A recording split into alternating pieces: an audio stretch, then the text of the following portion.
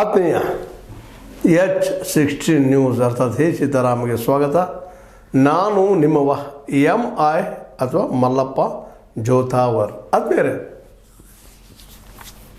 September 9 Asia cup 2020 ಬಡಿ ಹೊಡಿ ಕಡಿ ಹಿಡಿ.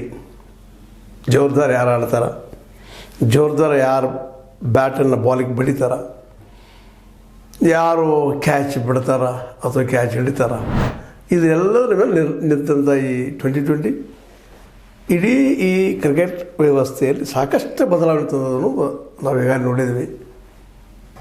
ಮಾತ್ರ ಈ ಟೀಮ ಏನಪ್ಪ ಅಂತಂದ್ರೆ ನಿಶ್ಚಿತವಾಗಿಯೂ ಒಂದು ವೇಗದ ಟೀಮ್ ಇದು. ಯಾವುದೇ ಇಲ್ಲ, ವೇಗವಾಗಿ ಆಡಬೇಕು, ಸಡನ್ ಡಿಸಿಷನ್ ತೊಗೊಳ್ಬೇಕು, ಗೆಲ್ಲಬೇಕು, ಇಲ್ಲ ಸೋಲಂತ ಬಿಡಲಾರ್ದು ಬುತ್ತಿ ಅಂತ ಡಿಸಿಷನ್ ಹಾಗೆ ಆಗ್ತಿರ್ತವೆ. ಆದರೂ ಇಲ್ಲೂ ಸಹಿತ ಕೆಲವೊಮ್ಮೆ ಟಾಯ್ ಆದ ಉದಾಹರಣೆಗಳು ಇದ್ದಾವೆ. ಅದೇನೋ ಇರಲಿ, ಈಗ ಈ ಟೀಮಿಗೆ ನಮ್ಮ ಸೂರ್ಯ ನಿಮಗೆ ಗೊತ್ತದ, ಸೂರ್ಯಕುಮಾರ್ ಅವರು ನಾಯಕರಾಗಿದ್ದಾರೆ, ಇದ್ದರು, ಈಗ ಅದಾರ. ಆದರೆ ಒಂದು ಬದಲಾವಣೆ ಆಗಿದೆ, ಅಕ್ಷರ್ ಪಟೇಲ್ರ ಬದಲಾಗಿ ಉಪನಾಯಕರಾಗಿ ಗಿಲ್ ಅವರನ್ನು, ಇಲ್ಲಿವರೆಗೆ ಗಿಲ್ ಅವರನ್ನು, ಶುಭ್ಮನ್ ಗಿಲ್ ಅವರನ್ನು ಟೆಸ್ಟಿಗಾಗಿ ಪರಿಗಣಿಸ್ತಾಯಿದ್ರು.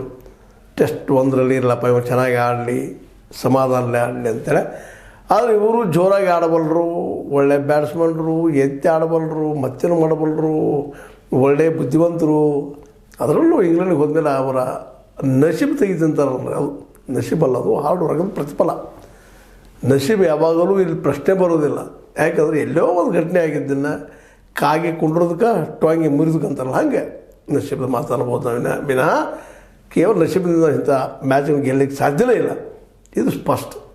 ಆದರೂ ಗಿಲ್ ಅವ್ರಿಗೆ